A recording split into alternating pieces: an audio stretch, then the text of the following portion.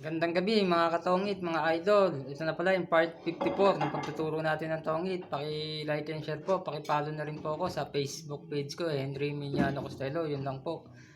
Mga idol, kung nakikita nyo, ang gagawin natin ganito, no? Sa tapon na walang tiyaw. Ito, base lang to sa experience ko, no, mga idol, no? Halimbawa, ganito barahan nyo, no? Ito ang sample na gagawin natin, no? Kung tawagin to permis, mga idol, ha?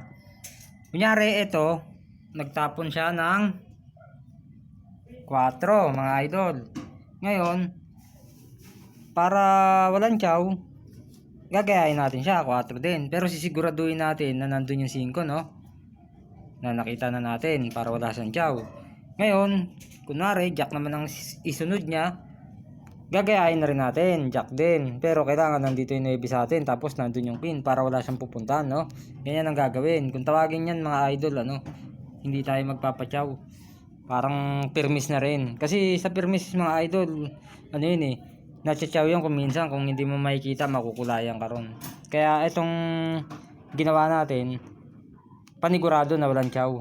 Ganyan ang gagawin nyo kung gagayahin nyo yung tapon niya, no, mga idol. Kaya hanggang dito na lang, sana may natutunan kayo.